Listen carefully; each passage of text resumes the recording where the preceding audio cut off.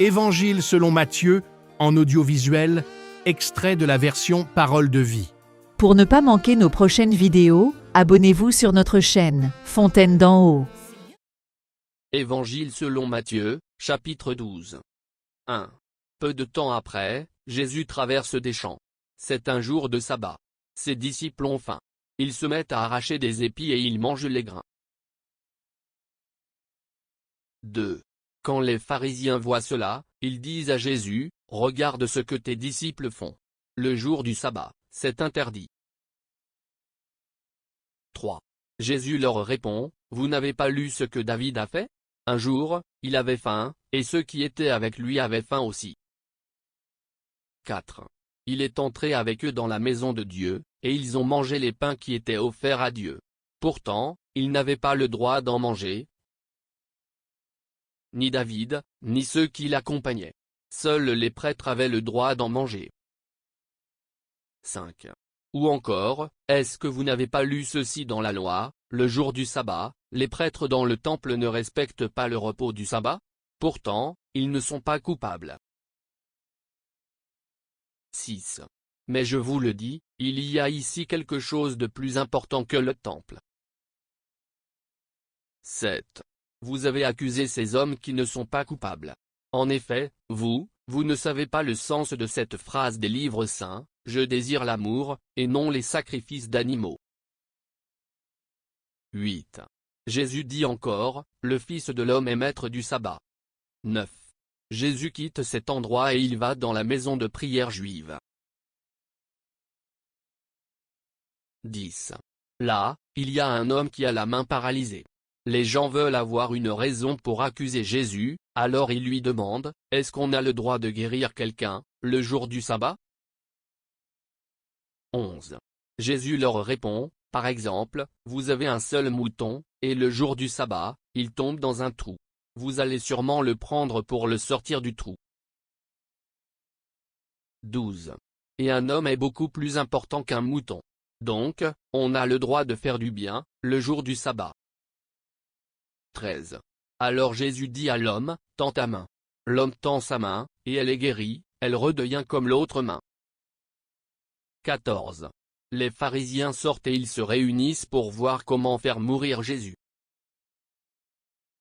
15. Quand Jésus apprend cela, il quitte cet endroit. Beaucoup de gens le suivent. Jésus les guérit tous. 16. Et il leur commande sévèrement, « Ne dites pas qui je suis. »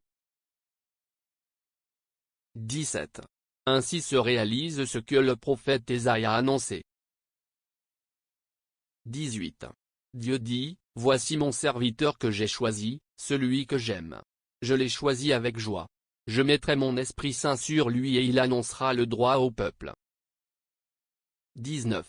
Il ne se disputera avec personne, il ne criera pas. On ne l'entendra pas faire des discours dans les rues. 20. Il ne cassera pas le roseau abîmé, il n'éteindra pas la flamme qui faiblit. Il agira de cette façon jusqu'à ce qu'il donne la victoire au droit. 21. Et les peuples espéreront en lui. 22. Des gens amènent à Jésus un homme qui est aveugle et muet à cause d'un esprit mauvais. Jésus le guérit. Alors l'homme se met à parler et il voit clair. 23. Toutes les foules sont très étonnées et elles disent, « Cet homme est peut-être le fils de David. » 24.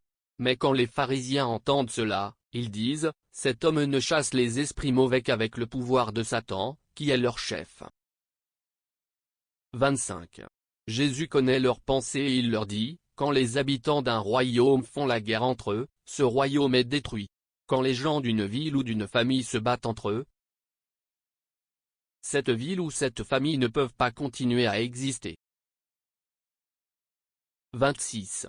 Si Satan, l'esprit du mal, chasse l'esprit du mal, il est en guerre contre lui-même. Alors, comment son royaume peut-il continuer à exister? 27. Vous dites, c'est Satan qui lui donne le pouvoir de chasser les esprits mauvais. Mais alors, qui donne à vos amis le pouvoir de chasser ces esprits? Ainsi vos amis eux-mêmes montrent que vous avez tort. 28. Mais moi, c'est l'Esprit de Dieu qui me donne le pouvoir de chasser les esprits mauvais. Le royaume de Dieu est donc arrivé jusqu'à vous. 29. Quand quelqu'un veut entrer dans la maison d'un homme fort et prendre ses richesses, il doit d'abord attacher l'homme fort. Alors il pourra tout prendre dans la maison. 30. Celui qui n'est pas avec moi est contre moi. Celui qui ne m'aide pas à rassembler le troupeau, il le fait partir de tous les côtés. 31. C'est pourquoi, je vous le dis, les gens recevront le pardon pour tous leurs péchés et pour toutes leurs insultes contre Dieu. Mais si quelqu'un insulte l'Esprit Saint, il ne recevra pas le pardon. 32. Si quelqu'un parle contre le Fils de l'homme, il recevra le pardon. Mais s'il parle contre l'Esprit Saint, il ne recevra pas le pardon, ni dans cette vie, ni dans la vie qui va venir. 33. Si un arbre est bon, ses fruits seront bons. Si un arbre est malade, ses fruits seront mauvais. En effet, on reconnaît un arbre à ses fruits. 34. Espèce de vipère. Vous êtes mauvais. Alors, comment est-ce que vous pouvez dire de bonnes choses? En effet, ce qui remplit le cœur de quelqu'un, voilà ce qui sort de sa bouche. 35. La personne qui est bonne tire le bien de son cœur qui est plein de bonnes choses. La personne qui est mauvaise tire le mal de son cœur qui est plein de mauvaises choses. 36. Oui, je vous le dis, le jour où Dieu jugera les gens, ils devront rendre compte de toutes les paroles inutiles qu'ils ont dites. 37. En effet, c'est d'après tes paroles que Dieu dira si tu es innocent ou coupable. 38.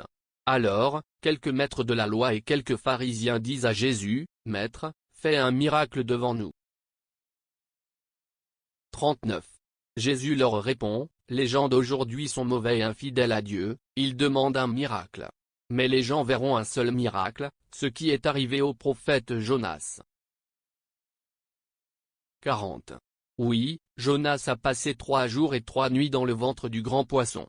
De la même façon, le Fils de l'homme passera 3 jours et 3 nuits dans la terre. 41. Les gens de Ninive ont changé leur vie quand ils ont entendu Jonas. Et il y a ici quelqu'un de plus important que Jonas. C'est pourquoi, quand Dieu jugera les gens, les habitants de Ninive se lèveront en face des gens d'aujourd'hui et ils les accuseront. 42. La reine du pays du Sud est venue du bout du monde, pour entendre les paroles pleines de sagesse de Salomon. Et il y a ici quelqu'un de plus important que Salomon. C'est pourquoi, quand Dieu jugera les gens, la reine du pays du Sud se lèvera en face des gens d'aujourd'hui, et elle les accusera. 43. Quand un esprit mauvais est sorti d'une personne où il habitait, il va et vient dans des endroits secs.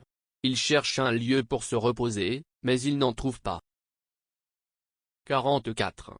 Alors il se dit, je vais retourner dans ma maison que j'ai quittée. Il y retourne. Il voit que la maison est vide, balayée, bien arrangée. 45. Il va donc chercher 7 autres esprits encore plus mauvais que lui. Ils entrent et ils s'installent dans la maison. Après cela, cette personne est dans un état encore plus grave qu'au début. Eh bien, c'est ce qui arrivera aux gens mauvais d'aujourd'hui. 46.